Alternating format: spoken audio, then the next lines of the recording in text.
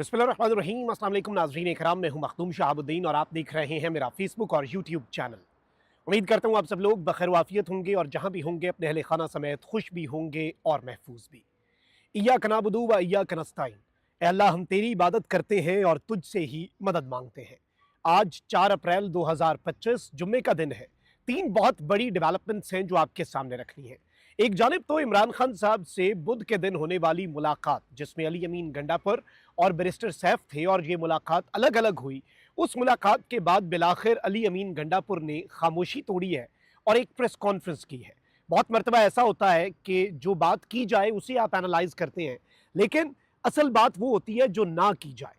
तो अली अमीन गंडापुर ने बहुत कुछ कहकर भी एक मैसेज कन्वे कर दिया है और बहुत कुछ ना कहकर भी बहुत कुछ क्लियर कर दिया है, यानी कुछ चीज़ों के ऊपर खामोशी इख्तियार करके भी। लेकिन एक चीज़ बहुत वाज़ेह आज इस्टेब्लिशमेंट को मैसेज चला गया है कि पॉलिसी अगर किसी शख्स की चलेगी ना, तो वो इस वक्त भी अडयाला जेल का कैदी नंबर 804 है। अली अमीन गंडापुर की इस प्रेस कॉन्फ्रेंस और इस मीडिया टॉक को ज़रा एनालाइज करेंगे। दूसरी बड़ी खबर शहबाज गिल के हवाले से है। आपको मालूम है कि इस वक्त पाकिस्तान तहरीक इंसाफ के सोशल मीडिया को कंट्रोल करना इस निज़ाम के लिए, इस्टेब्लिशमेंट के लिए, मुक़तदरा के लिए सबसे ज़्यादा इंपॉर्टेंट भी है और सबसे बड़ा दर्द सर भी सोशल मीडिया ही है, नैरेटिव है, बयानिया है, जो इनसे कंट्रोल हो नहीं रहा और होना भी कोई नहीं है। खैर, तो अब शहबाज गिल जो हैं वो ज़ेरे अताब आ चुके हैं और शहबाज गिल को अमेरिका से डिपोर्ट कराने के लिए एक ख़त लिखा गया है। इस ख़त की रूदात जो है और इस ख़त की तफसीलात और इसके मंदरजात भी आपके सामने रखते हैं और ज़रा एनालाइज भी कर लेते हैं कि शहबाज गिल का इस वक्त कसूर जो है वो है क्या। अब ये सारी की सारी चीज़ें आपके सामने रखनी है, लेकिन आगाज़ करते हैं एक बहुत इंटरेस्टिंग खबर से। अमेरिका से इस वक्त निज़ाम खौफज़दा भी है, लेकिन कुछ जगहों पर आपको पता है कि हमारा जो इस वक्त पाकिस्तान की मिलिट्री इस्टेब्लिशमेंट का एक सिस्टम है, निज़ाम है, कुछ जगहों पर अमेरिका के अंदर वो कंफर्टेबल भी है, वर्किंग रिलेशन भी है। और रिसेंट जो ट्रंप ने शुक्रिया अदा किया, एक बंदा पकड़ के दिया हमने, और इधर लुड़ियाँ डालना शुरू हो गए कि जैसे सब ठीक हो गया, लेकिन बाद में जब वो बिल आया और दीगर चीज़ें हुई तो दौड़ें लग गई, लेने के देने पड़ गए और अभी इन द कमिंग डेज मजीद लेने के देने पड़ेंगे, मैं आपको ये भी बता दूँ। लेकिन 2-3 चीज़ें आपने यहाँ पर समझनी है। अब जो एक खबर आई है ड्रॉप साइट न्यूज़ की, ये बड़ी इंटरेस्टिंग है और बड़ी चश्मकुशा है। इनका जो क्लेम है वो ये है कि अमेरिकी सदर डोनाल्ड ट्रंप जो हैं, उनके कांग्रेस से खिताब में पाकिस्तान के हवाले से कुछ नुकात जो हैं वो सामने भी आए थे और सदर ट्रंप ने ऐलान किया था कि 2021 में काबुल एयरपोर्ट हमले के जिम्मेदार दहशतगर्द को हमने गिरफ्तार कर लिया है।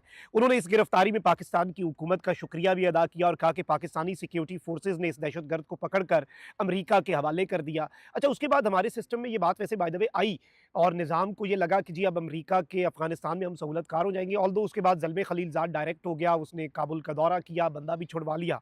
अब ये गिरफ्तारी जो है, इसके हवाले से ड्रॉप साइट न्यूज़ ये लिखता है कि ये गिरफ्तारी अमेरिकी खुफिया एजेंसी CIA और पाकिस्तानी इंटेलिजेंस सर्विसेज जो हैं उनके दरमियान करीबी ताउन का नतीजा थी। यानी कि CIA और पाकिस्तान की इंटेलिजेंस एजेंसीज जो हैं उनके दरमियान जो एक क्लोज कॉपरेशन बड़े अरसे से चल रही है और चलती आई है, ये बेसिकली उसका नतीजा थी।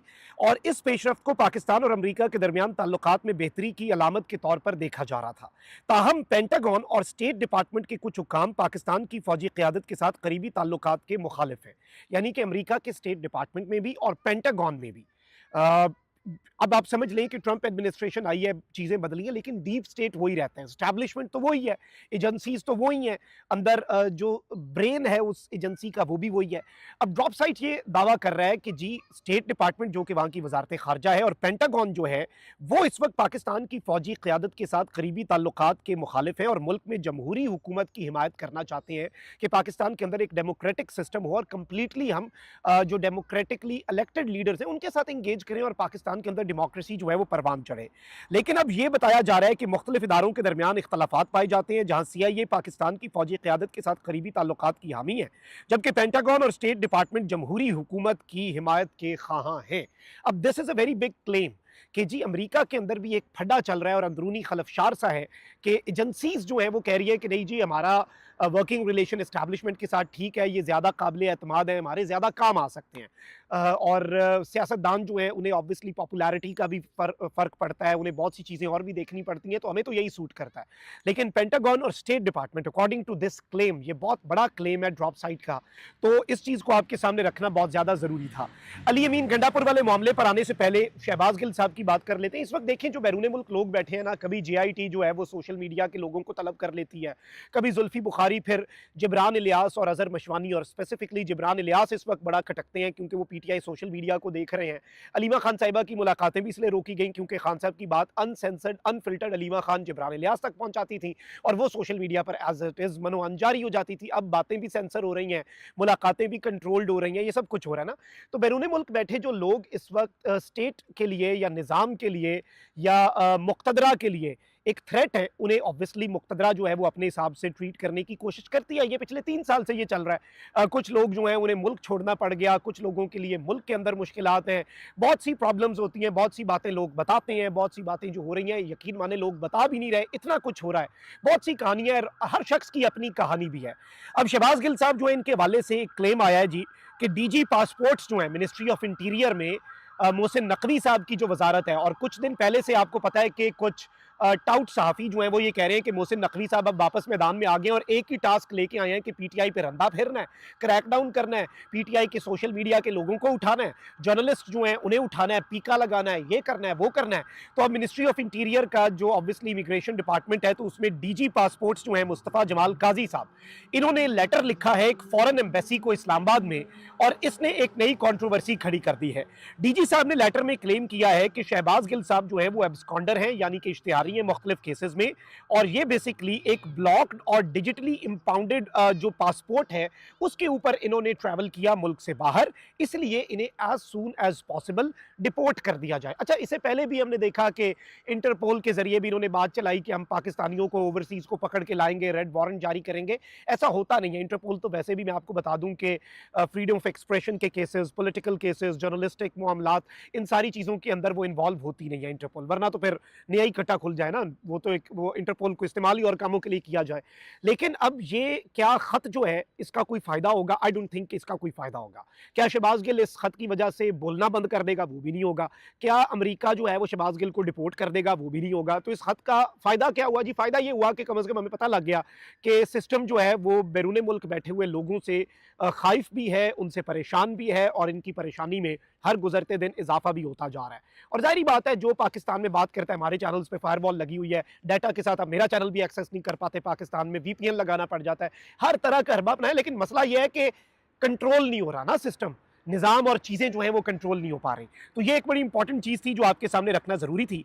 आगे बढ़ते हैं, अली अमीन गंडापुर साहब ने खामोशी तोड़ी है, मुज़ाकरात के ऊपर कोई बात नहीं की, एस्टैब्लिशमेंट के साथ बैकडोर मामलात और इमरान खान साहब के साथ पैगाम रसानी। लेकिन जो दहशतगर्दी के खिलाफ मामलात हैं, ड्रोन हमले के हवाले से इमरान खान साहब की पॉलिसी है और अफगान मुहाजिरीन को डिपोर्ट करने की पॉलिसी है, उसके ऊपर एस्टैब्लिशमेंट को बिलाशुबा एक सरप्राइज प्रेस कॉन्फ्रेंस में मिला है। अली अमीन गंडापुर कहते हैं कि तहरीक इंसाफ की दहशतगर्दी, खैबर पख्तूनख्वा और बलूचिस्तान के हालात पर वही पॉलिसी है जो इमरान खान की थी और आज भी है कि मुज़ाकरात किए जाएं। इस पॉलिसी की कामयाबी इमरान खान के दौर में हम देख चुके हैं। अली अमीन गंडापुर ने कहा कि अफगानिस्तान के साथ मुज़ाकरात होने चाहिए, इसके TURs तय करने के लिए कहा है। 3 महीने गुजर गए लेकिन अभी तक कुछ नहीं किया गया। मैं कहता हूं कि हर चीज़ पर सियासत ना की जाए। अली अमीन गंडापुर ने कहा कि जी मरकजी हुकूमत की पॉलिसी जो है उसके ऊपर भी और डेडलाइन के बरक्स जो अफगान मुहाजिरीन को ज़बरदस्ती अफगानिस्तान भेजने की बात है, उसके ऊपर इन्होंने कहा है कि हम नहीं भेजेंगे और हम ये सारी की सारी चीज़ें जो हैं ये हम नहीं करेंगे। फिर इन्होंने ये कहा है कि जी कौम अपनी फौज और कानून नाफिज करने वाले इदारों के साथ खड़ी है। फिर इन्होंने एक और बात कही, अली अमीन गंडापुर ने, कहते हैं कि जी 10 सिविलियंस की शहादतों की खैबर पख्तूनख्वा में तस्दीक की और कहा कि मैं इस वाकई की शदीद मजम्मत करता हूँ और मुतालबा करता हूँ कि इदारों की कैपेसिटी बिल्डिंग की जाए। यानी कि अब एक सूबे का चीफ एग्जीक्यूटिव जो है उसने भी मंजर आम पर आकर बिलाखिर, क्योंकि इससे पहले बैरिस्टर सैफ साहब ने कहा था कि बड़ा बेहतरीन ऑपरेशन हुआ, पीटीआई ने मजम्मत की, सीएम साहब खामोश थे, लेकिन अब चले सीएम ने कम से कम ये तस्दीक कर दी है और वफाकी हुकूमत के दावों की नफी कर दी है कि ये इसमें दहशतगर्द या खवारिज मारे गए, इसमें सिविलियंस शहीद हुए, ये अली अमीन गंडापुर साहब जो हैं उन्होंने तस्दीक कर दी है।